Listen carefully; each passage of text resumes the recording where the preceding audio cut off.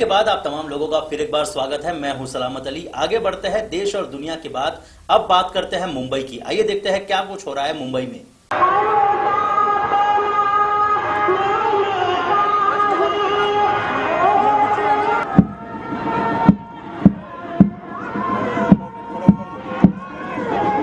महाराष्ट्र में पहली बार मिशन की वर्तमान सदगुरु माता सविंद्र हरदेव जी महाराज के पावन सानिध्य में ये संत समागम हो रहा है।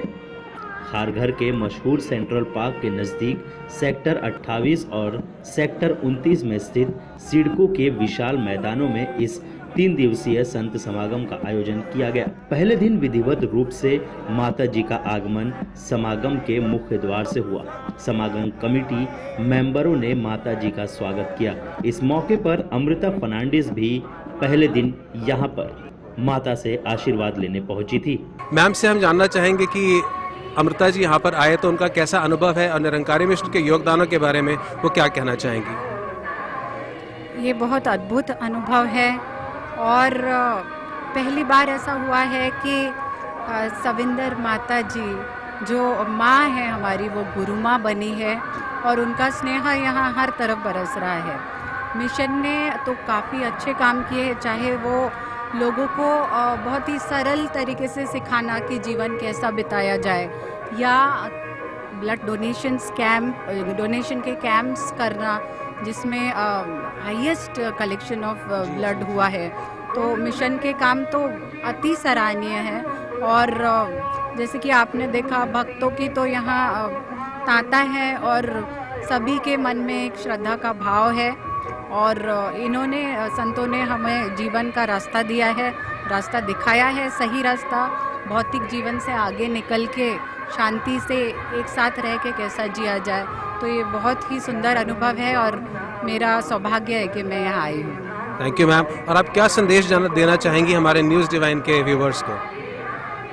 मैं सबको यही संदेश देना चाहूँगी कि संतों से सीख लेते हुए हम सब ने जीवन को ऐसे जीना चाहिए कि हम हर पीड़ित की मदद कर पाए। हमने जात भेद धर्म से ऊपर उठ के एक मानवता अपनानी चाहिए और मानवता अपनाते हुए हर इंसान को खुशी पहुंचाने की कोशिश करनी चाहिए। और मिशन का एक संदेश है, a world without walls bridging humanity piece by piece.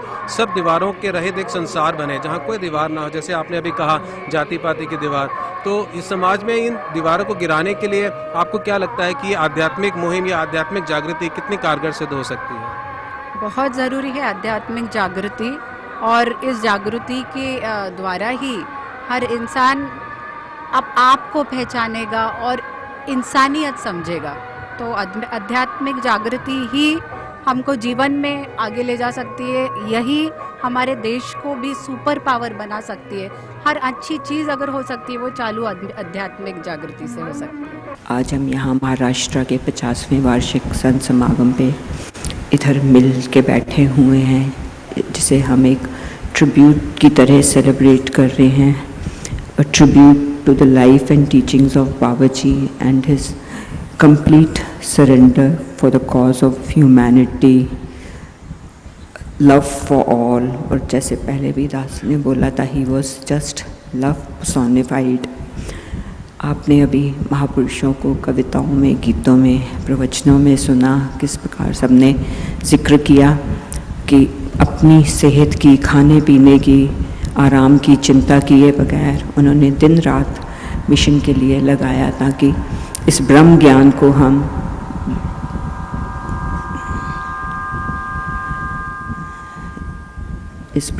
को हम दुनिया के कोने कोने में पहुंचा सकें। वह जिसे भी मिले, भले पहली बार मिले, एक अपनी छाप छोड़ी बाबा जी ने सब पे।